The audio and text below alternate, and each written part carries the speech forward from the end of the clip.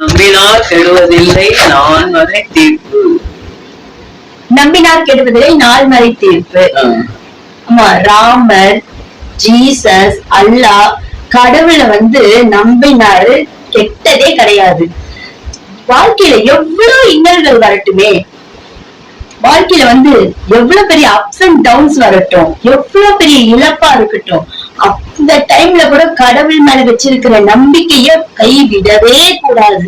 அவ்வளவு பெரிய இழப்புல இருந்து நம்மள மீட்டு அதுக்கு சரியான வழிகாட்டுதலும் ஈடு கட்டுற விதமாவும் நல்லபடியா வாழ்க்கையை அமைச்சு கொடுக்க கடவுளுக்கு தெரியும். அதே மாதிரி உறவுகள்ல கடவுள் எப்படி கடவுளை நம்பினவங்களை கை விட்டதா சரித்திரமே கிடையாது. நம்பினார் கெடுவதில்லை. அது மாதிரி உறவுகள்ல மனைவி கணவனை நம்புறதோ, கணவன் மனைவியை நம்புறதோ, சகோதரன் சகோதரிய நம்புறதோ, சகோதரி சகோதரனை நம்புறதோ, பிள்ளைகள் அப்பா அம்மாவை நம்புறதோ, அப்பா அம்மா பிள்ளைகளை நம்புறதோ, அந்த நம்பிக்கைய கெடாம பாத்துக்கணும். இந்த உறவுகள் கெட்டு போகாத அளவுக்கு நடந்துக்கணும்.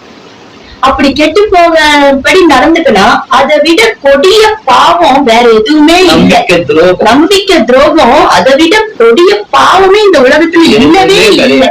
ஒரு உயிர் ஒருத்தவங்களை நம்புறாங்க, ஒருத்தவங்களுடைய வார்த்தையும் நம்புறாங்க. அப்ப அந்த அளவுக்கு நம்பிக்கை கொடுக்கறாங்க. அது பொய்யான நம்பிக்கையா இருக்கக்கூடாது, உண்மையான நம்பிக்கையா இருக்கணும். ஒரு பொய்யான நம்பிக்கையை கொடுத்து அவங்க உயிர் போகிற வரைக்கும் அதை அவங்க நம்பும்படியா செஞ்சுட்டு கடைசியில அது பொய்ன்னு அவங்க கடைசியில உயிர் விடுற நேரத்துல பொய்யா போச்சேன்னு நினைச்சுக்கிட்டு போறது, இது பொய் நம்ம பொய்யான நம்பிக்கை கொடுக்கவே கூடாதுமா. ரொம்ப பெரிய பாவமா. கடைசியில அந்த உயிர் போகிற வரைக்கும் அந்த பொய்யான நம்பிக்கை மட்டுமே நம்பி கடைசியில இது பொய்யான்ட்டு போகிறது ரொம்ப பெரிய பாவம். கணவன் மனைவியும் ஒருத்தருக்கு ஒருத்தர் உண்மையா இருக்கணும். ஒருத்தவங்க கொடுக்கற அந்த வாக்குறுதியை நம்பிதானே ஒரு பொண்ணு தாலி கட்டிக்கின்னு வரா. அவளுக்கு குழந்தைய கொடுத்துட்டு அவளையும் அந்த குழந்தையும் தாய் வீட்டுல நிற்கதியா விட்டுறது எவ்வளவு பெரிய பாவம். இந்த பாவத்தை செய்யவே கூடாதுங்க. இந்த மாதிரி பொய்யான நம்பிக்கையை கொடுத்து அந்த உயிர் போகிற வரைக்கும் அந்த பொய்யான வாக்குறுதியை நம்பி போகுதுன்னா அதை விட பாவம். அந்த பொய்யான நம்பிக்கை கொடுத்தவங்களுக்கு 7 பிறவிக்கும் விடாது. என்னதான் அதுக்கு பாவம், அவங்க குலமே நாசமாகும். இதுக்கு பரிகாரமே கிடையாது, பரிகாரமும் கிடையாது, பாவம் மன்னிப்பு கிடையாது. கங்கையிலே போய் முழுகினாலும் புனித நதிகள்ல முழுகினாலும் இதுக்கு பாவ விமோச்சனமே கிடையாது.